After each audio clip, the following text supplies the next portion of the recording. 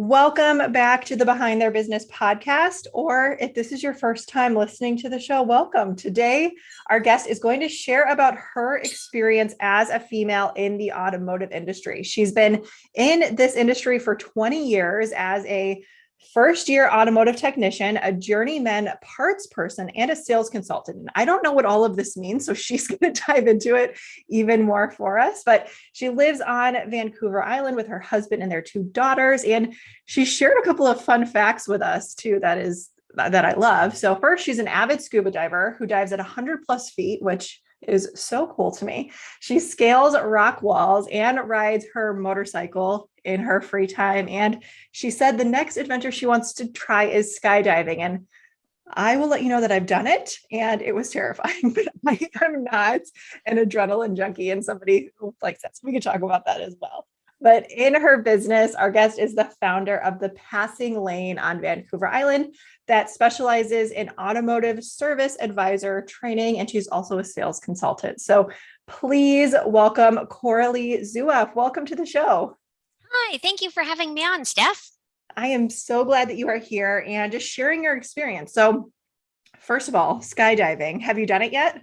I haven't yet. No, I have too many expensive hobbies as is. So that's the next thing on my to-do list. Yeah. Well, it sounds like you like adrenaline and you like to do things that are that are outside of the norm of what like quote unquote sane people do. I went skydiving about 10 years ago and I'm afraid of heights. So I don't know why I did it. I just went with a group of friends who said that they were going and it was the most terrifying experience of my life. So. Oh, wow. But it must have been like so empowering after you did it, right? Like facing your fears. No. Okay. I got a video recording. So they recorded you jumping out of the plane and you're with another person. So I was strapped to another person. And when I landed on the ground, they're like, oh my gosh, how do you feel? Would you do it again? And I said, oh my gosh, I'm just so glad I'm alive. I'm never doing that again. Yeah, they kind of put you in a baby pack, right?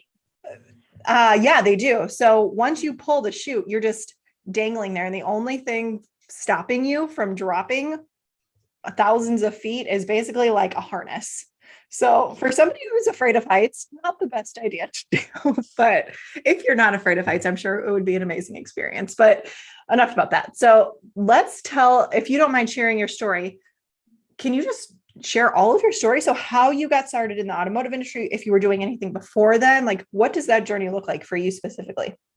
Okay. Well, I guess for my grade 12 year in high school, I wasn't 100% sure what I should do. I was kind of thinking about law school and a few other options. And then one day when I was exiting the building, I saw a flyer up for the first year automotive technician course. So I was like, something just clicked. I saw that. I was like, I want to do that. I'm going to do that. So I signed up for that and it was one town over. So I went to do that right out of high school.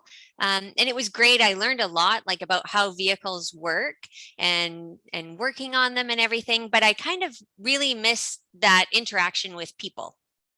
So when everybody was working on their vehicles, I'd like do the pick up for parts and ordering of stuff. So I really enjoyed talking to people. And when customers would bring us their vehicles to get worked on, then I'd be that face-to-face person as well. So that's so that's sort of where I gained the basics of mechanical knowledge. So from there, most people went out and found an apprenticeship like at a dealership or independence. And I went to take a sales course and then went into selling cars for many years after that. That's cool. I'm sure that helped your sales. Did you work at a dealership? Yes, I did work at a dealership. Yeah. Okay. Yeah. So I worked at a couple of them. I was very fortunate. The first one that decided to hire me, they were very inclusive and did well training and mentoring me. So I really appreciated that. And how many years did you say you did that for? Probably close to 5. Okay. And then what led you to where you're at now, what you're doing today? So after that, we moved to a different community and sorry. And again, I'm selling cars is you had the interaction, like talking about the vehicle, but it never incorporated the mechanical knowledge that I had on top of that. So I've got a job in a parts department at a independent owned place. And then I seemed to shine in there. And the manager took a notice to that and then moved me to service advising, which is the person who is in between the customer and the technician. And there I really found my sweet spot. That was a good combination of all of my experience put together. Well, that's So I great. So know, you had that interaction with the client still, but you were still able to use that knowledge that you've gained. mhm, Yeah, yeah. that's great. And I finding now most people that I like, it's a great joy for me.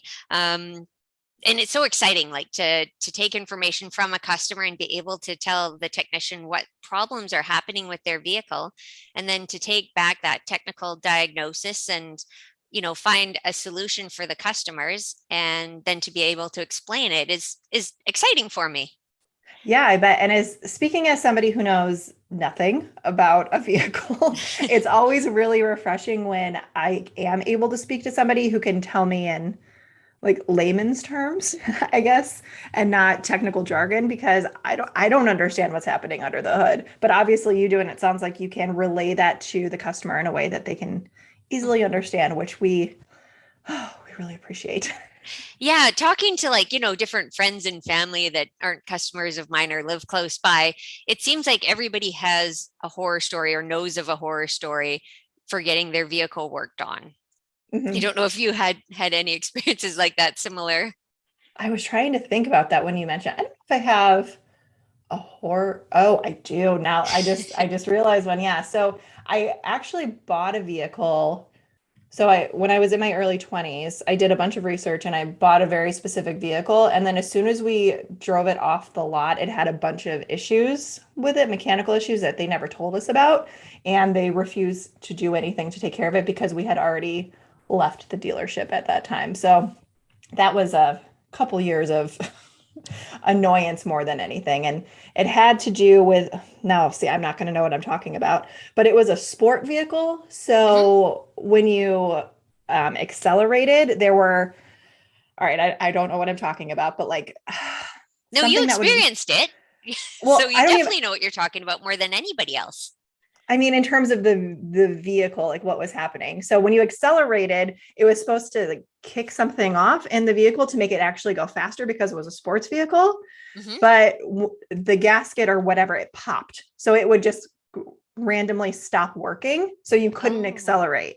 And that would happen every couple of months on the vehicle. I don't know if you know what I'm talking about. I can't think of it off the top of my head, but I'm just thinking that's very challenging to diagnose too, right? Because if it only happens every few months to figure out when somebody can experience it, that can be challenging. That's also true. I never thought about it from that Hmm. perspective. So that's interesting that you said that. Yeah, because it would just happen randomly. But I know. Anyway, so I know you said that you are the founder of the Passing Lane. So can you Hmm. explain a little bit what you do in your company today? Yeah, so I've always wanted to write a book, and it was kind of like on the back burner, and then COVID hit, so I was like, oh, now I have all this time to get it finished, because there really isn't any set training authority for service advisors. Like the technicians need to go through proper training, like and years of apprenticeship to be able to do their job. And like I mentioned too, parts person is a similar ticket, like a service or like a technician here in Canada. And then salespeople also have to be licensed.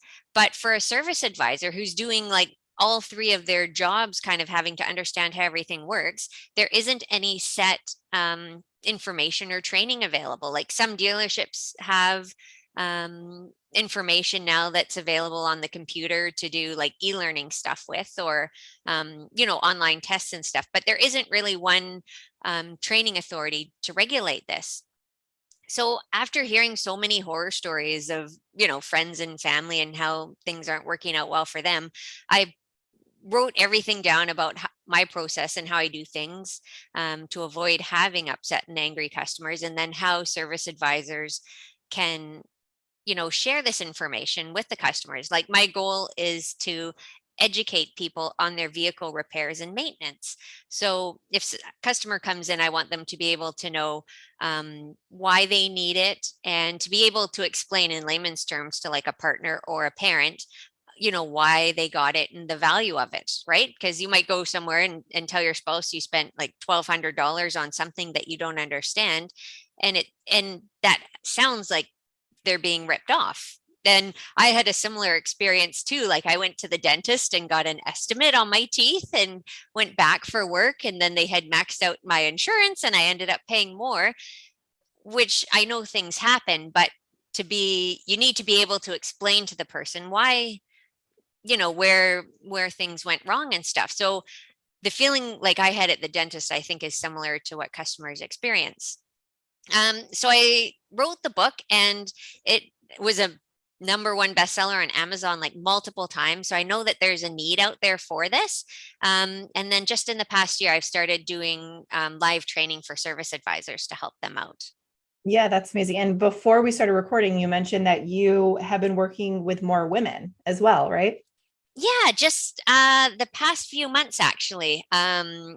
There's different journeyman and red seal. That's what we are in Canada for a trade. And the government sponsoring like different programs because while there's labor shortages everywhere, it's especially true in the trades.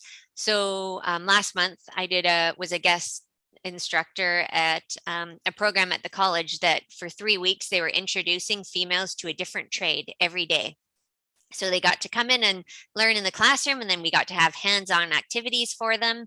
And then later this month, we'll be doing the same thing, but that'll be for high schoolers in grades 8 to 12. Oh, that's so fun. That's great. Hmm. That's so good that they have that experience to kind of see multiple trades that you may not necessarily think you enjoy, but like you said, like you just walked out of school one day and you decided to do this and you clearly fell in love with it. So I think that's great to experience Hmm. that. And two, the goal would be even if they don't decide to pick up my trade, we were discussing tires in the course, for example, and what the numbers on the sides of your tires mean and how to check the tire pressure and stuff. So even if they don't fall in love with my trade, they're at least going to have practical knowledge to get them through life with their Oh, vehicle, that's at least. yeah, no, that's true. I wish I would have taken some kind of course or something like that because like I said, I don't know much of anything having to do with my vehicle, which is not great. But this may inspire me to actually learn a little bit more. Now, one thing that I want to talk about is I'm assuming where you are, the automotive industry, it's male dominated, right? So Hmm. what has your experience been navigating this? Um, for the most part, I sort of just feel like I am a person and never gave it too much thought as to my gender, and I haven't experienced too much discrimination um, in my job. I was trying to think of times when it does pop up, and it's usually if I was looking for a job.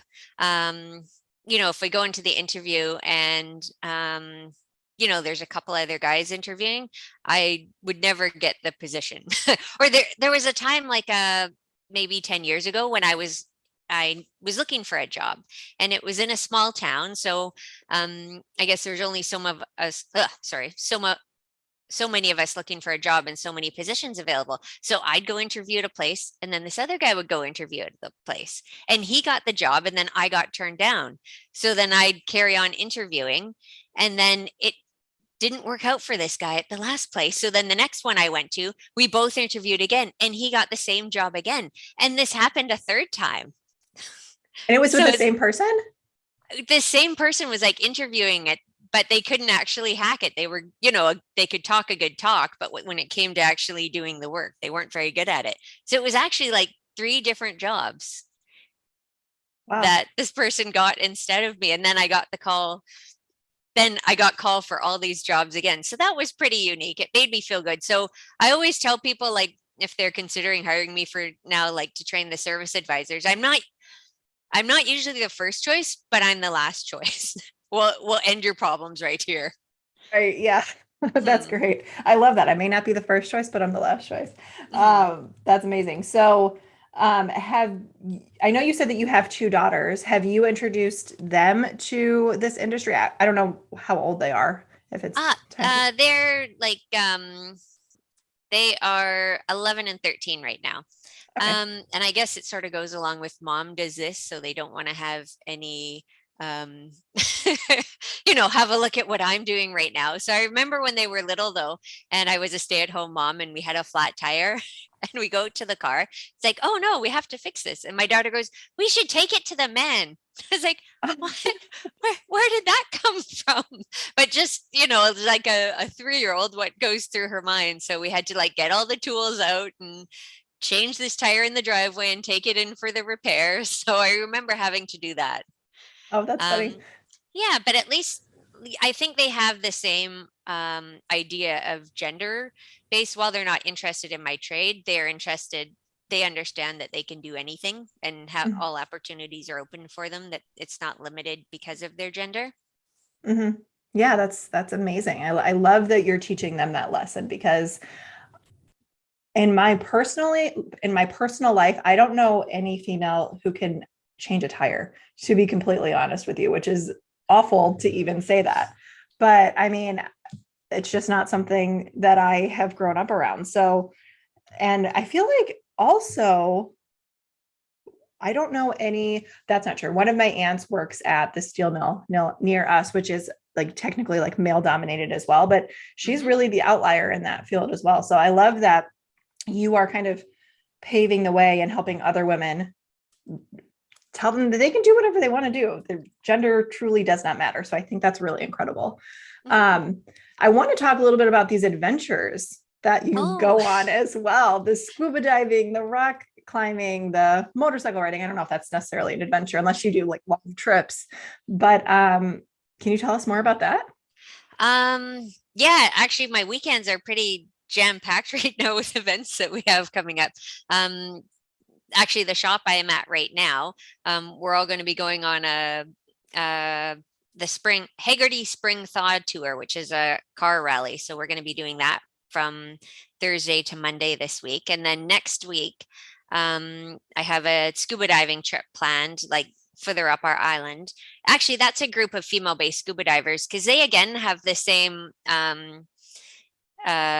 feeling that there are more male scuba divers out there than female scuba divers. So we're all have gotten together in a group and are going to go on a camping trip together.